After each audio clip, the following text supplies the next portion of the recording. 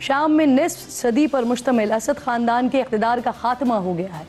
Opposition forces के दमिश्क में दाखिल होते ही सदर बशारुल असद फरार हो गए हैं, लेकिन हम्स के करीब पहुंचते ही उनका तैयारा रडार से गायब हो गया है, जिसके बाद आलमी मीडिया की जानिब से ये दावा किया गया है कि बशारुल असद का तैयारा हादसे का शिकार हो गया, लेकिन अभी तक इस बात की तस्दीक नहीं हो सकी है।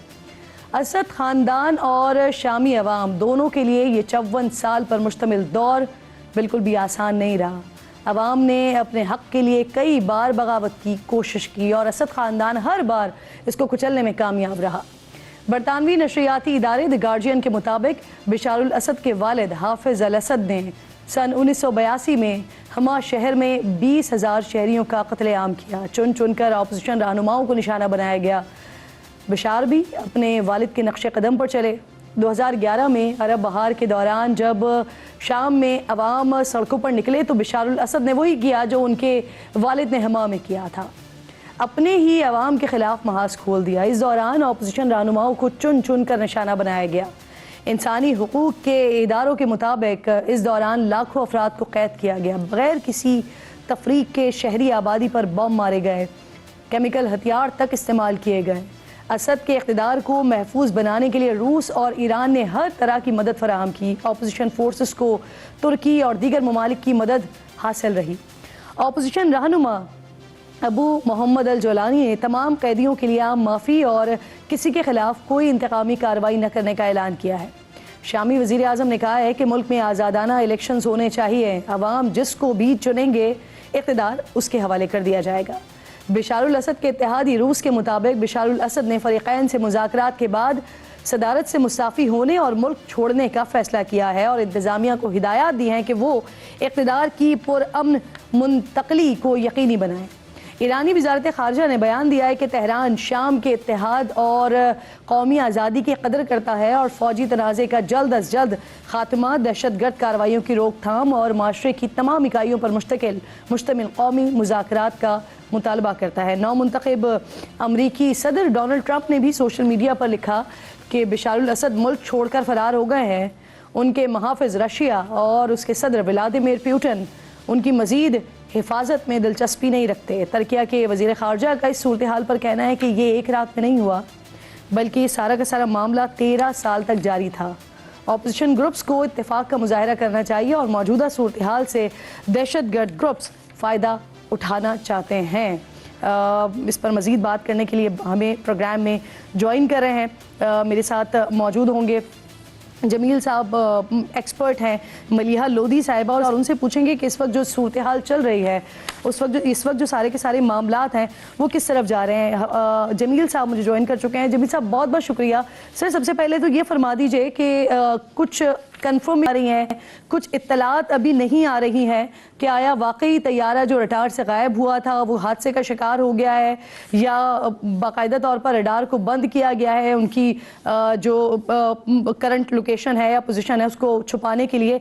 आपको क्या लगता है सर, क्या बैकग्राउंड नज़र आ रहा है आपको? जी हाँ, ये तो क्या सारा ही है, लेकिन ये है कि ज़्यादा इसका एहतमाल इसी बात का है कि रडार को किसी तरीके से जैम या बंद किया गया हो ताकि उनके सम्त का पता ना हो कि किस सम्त में जा रहे हैं, क्योंकि अगर उनके सम्त का पता हो कि किस तरह सम्त में जा रहे हैं तो उन्हें खदशा और खतरा हो सकता था।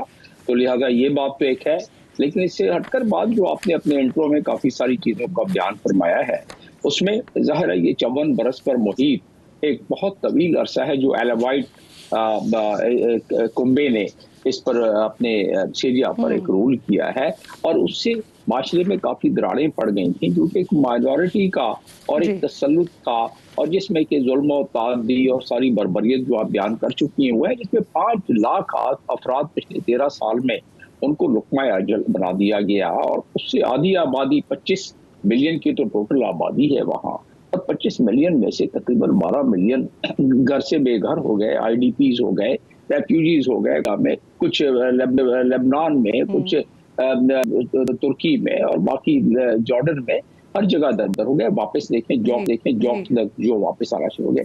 ये तो इसका एक पहलू है जो कि ठीक है, लोग उसमें खुशियां और शादियाने मजा रहे हैं, लेकिन देखना ये पड़ेगा कि इसके असल बेनिफिशरी अब कौन होगा। कहा जा सकता है कि अवाम, अगर शायद जमहूरियत, आने के ज़्यादा चांसेस हैं, और एक सुन्नी ग्रुप अब आ जाएगा बिल्कुल सामने, ये साफ जाहिर है, क्योंकि जो रेबल ग्रुप्स है, यानी कि जो अपोजिशन सर पार्टीज ऑपोजिशन है, का किरदार बड़ा मुनफरिद रहा है। उन्होंने बाकायदा तौर पर इक़्तिदार को संभाला नहीं है, बल्कि उन्होंने जमहूरियत के लिए ही कहा है कि अवाम जिसको चुनेंगे, जिसका फैसला करेंगे, उसी के पास इक़्तिदार होगा। ये भी बड़ी मुनफरिद बात है ऑपोजिशन की तरफ से। ये दुरुस्त बात है, लेकिन अपोजिशन को ये भी पता है कि उनके चीदा और कलीदी जो उनके लीडरान हैं, वो इस वक्त उन पर सैंक्शन है, उस पर पाबंदियां हैं, और उन्हें दहशतगर्द करार दिया जा चुका है उनमें से काफियों को, ये भी उनको इल्म है। लेकिन बहरहाल क्योंकि एक ये तमाम ग्रुपों पर मुहित एक ग्रुप बनाया गया जिसने कि वो जो जुल्म तादी थी उसके खिलाफ आवाज उठाई, लेकिन इसका असर बेनिफिशियरी इजराइल है। साहब साथ ही मौजूद रही सर, आप भी और मलिहा साहिबा भी इंटरनेशनल अफेयर्स एक्सपर्ट हैं, मलिहा साहिबा साबिक सफ़ीर भी हैं। बहुत बहुत शुक्रिया मलिहा साहिबा आपका भी। मैडम, ये सीरिया में 14 साल से मौजूद जो हुकूमत थी उसकी तब्दीली की कोशिशें तो जारी थी, लेकिन आज जो हुआ है, अब आज से अगर आप 10 रोज़ पहले चले जाएं तो ऐसा तो शायद किसी ने सोचा भी नहीं था कि अचानक यकायक कोई तब्दीली आएगी। तो ये क्या हुआ है? क्या जो फौजी क़यादत है या जो फौज है वो पत्तों की तरह बिखरी है, या कोई और मामला हुआ है? हुआ क्या है? देखिए, इसकी बहुत वजूहात है। पहले तो ये कि बशर अल-असद की जो हुकूमत है वो पहले से काफी कमजोर होती जा रही थी, और फिर ये भी आप सामने रखें बात कि अगर 50 साल से ज्यादा एक ही खानदान एक मुल्क पर हुकूमत करे तो वो मकबूल तो नहीं रहता। मगर इसकी बुनियादी वजह और भी है। एक वजह तो इसकी ये भी है कि जो असद के हिमायती ग्रुप्स और ममालिक थे वो बिल्कुल उनके रेस्क्यू पे नहीं आए, उनकी सपोर्ट के लिए नहीं आए। मिसाल के तौर पे रूस, ईरान, हिजबुल्ला, इन सब की तरफ से एक तरह से आप कह सकते हैं कि अलहदगी हो गई। उन्होंने नहीं समझा कि वो असद को बचा सकते हैं या वो बचाना नहीं चाहते। हिजबुल्ला तो वैसे ही इजराइल की जंग की वजह से कमजोर हो चुका था, लेकिन ईरान की ऑब्वियसली ये कैलकुलेशन थी कि अब हम इसको बचाने के लिए अच्छा, ये जो कॉन्फ्लिक्ट आया मलिहा साहिबा, या ये अलहदगी की रीज़न क्या थी बिहाइंड? क्योंकि कहा यह जा रहा है कि जो अभी इजराइल और ईरान का कॉन्फ्लिक्ट हुआ तो इसमें सीरिया साथ मौजूद नहीं था, साथ नहीं दिया ईरान का, ये नाराज़गी की वजह बनी और उसके बाद फिर हालात यहाँ तक पहुँचे। ऐसा ही है? जी, आपने दुरुस्त एक चीज़ को आइडेंटिफाई किया। एक तो उनकी कैलकुलेशन ये थी कि सीरिया ने वो पोजीशन नहीं ली, असद ने वो पोजीशन नहीं ली गाजा की जंग में जो कि उनकी तवक्को थी।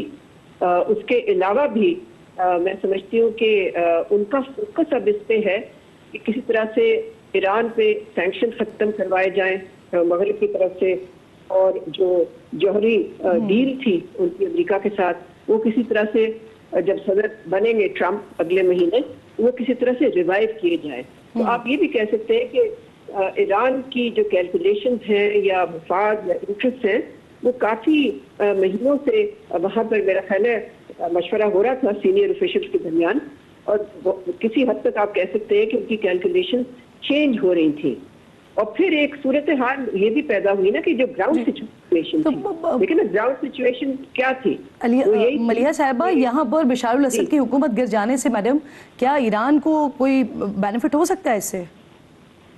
नहीं, बेनिफिट तो नहीं होता, उनके लिए तो बहुत बड़ा सेटबैक है ये, बिकॉज उसके जाने से जो ईरान का इन्फ्लुएंस था मशरिक़ वस्ता में वो बहुत हद तक कम होगा, इसलिए भी कि सीरिया के जरिए ही वो हिजबुल्ला को असला भेजते थे। तो इसका असर फलस्तीन पे भी पड़ेगा और गाजा पे भी पड़ेगा। लेकिन जाहिर है ये एक सेटबैक है ईरान के लिए, ये एक सेटबैक है रूस के लिए, हिजबुल्ला के लिए, और जिसको एक्सेस ऑफ रेजिस्टेंस कहते हैं वो भी इसके बाद पहले से कमजोर हो गई। जी जी जी।